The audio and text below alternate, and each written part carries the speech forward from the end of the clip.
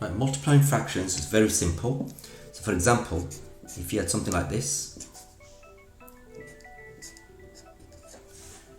right, all you got to do is numerator times numerator, 2 times 1 is 2, and then denominator times denominator, 3 times 5, 15. Right, very straightforward. That only works when you're timesing. Right, for adding and taking away and dividing, that doesn't work. Only for timesing, top times top, bottom times bottom. Right, here's another one. 3 times 2, 6. 5 times 4, 20. Right, but I can simplify that further. Right, think. Can I half the 6 and the 20? Is it possible? Half of 6 is 3, half of 20 is 10. Right, that can't be simplified any further. Right, here's another one. 4 times 6, 24, 10 times 3, 30. Right, that can be simplified. First, always check if you can half the top and half the bottom. If possible, do it then. Half of 24 is 12, half of 30 is 15. Right, that could be simplified further. Thing is, you can half the 12, but you can't half the 15 because you'll get a decimal number, you get a fraction. So, what you do then is this. Start from the beginning. Look at the 24 and the 30. Right, think of a times table. Okay, check your times table. Think of a times table that's got 24 in it and 30 in it. What's the biggest times table can you think of that's got 24 and 30 in it? Well, it's a 6 times table, isn't it? Check, you can always check your times table. Check if 24 is in the 6 times table, and also check if the 30 is in the 6 times table, right? And that's the biggest times table.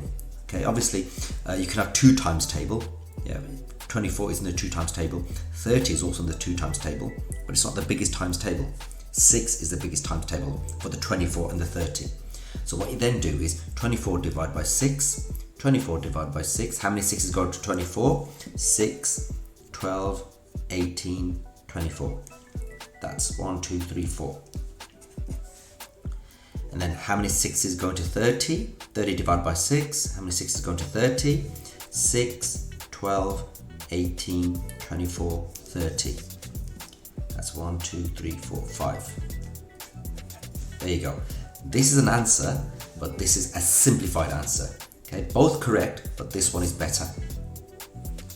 Right, this one's slightly different. Still timesing. The only difference is we've got a mixed fraction. We've got a whole number and a bit. 2.5. So somebody, for example, could be 2.5 years old, right?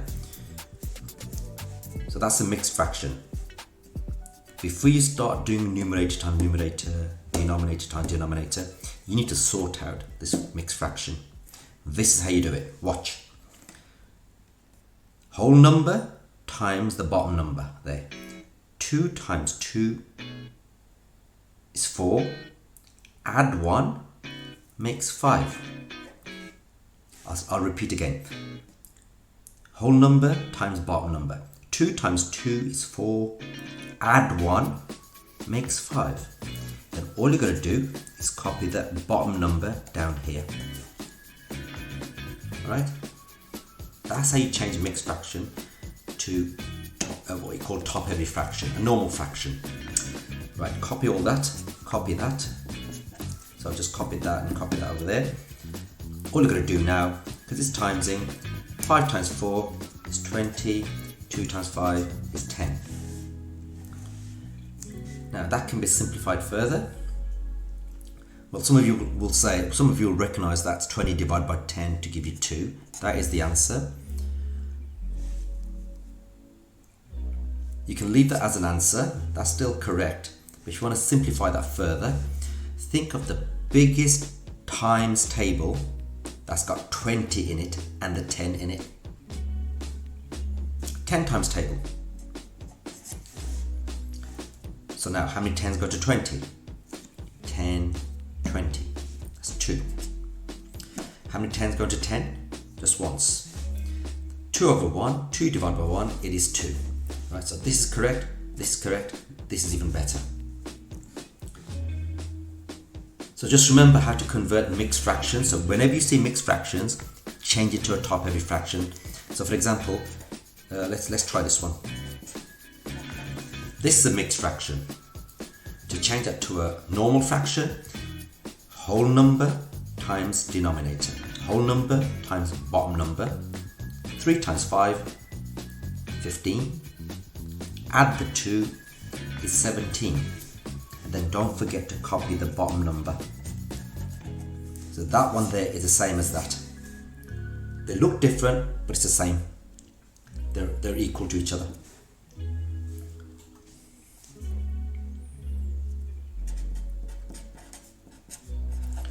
Right, this one looks even more strange.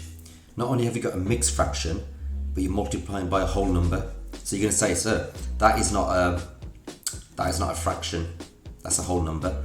Well, let's do it one step at a time. See this mixed fraction, I'm going to change it to a normal fraction, like this. Just like we did for this one, just like we did for this one.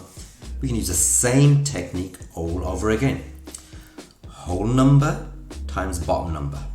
4 times 5, 20. Add 1 is 21. Don't forget to copy that bottom number right down there. Multiplied by 3. Multiplied by 3.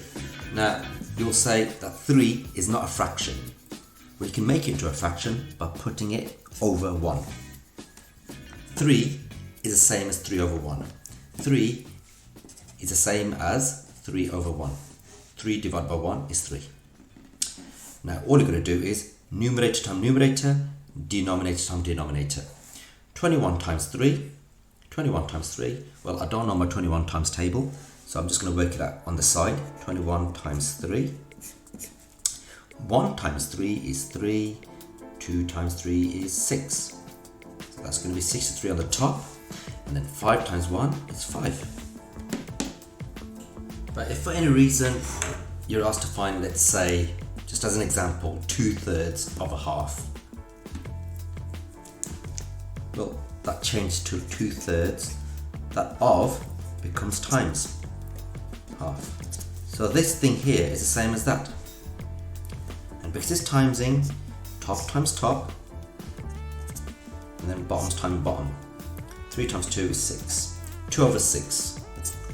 You can simplify that quite easily because that can be halved and that can be halved. Half of 2 is 1, half of 6 is 3. Can't be simplified any further, so this is a better answer. So 2/3 of a half is 1/3. If you want to find, let's say, 2/3 of, let's say, 12. 2/3 of 12 pounds, for example. Well, that's the same as 2/3 of becomes times that 12. It's not a fraction, I know. To make it into a fraction, there. 2 times 12 is 24. 3 times 1 is 3. Right, that can be simplified because 24 divided by 3. 3 does go into 24 very easily. 24 divided by 3. How many 3's go into 24? It's 8. 8 pounds. So 2/3 of 12 pounds is 8 pounds.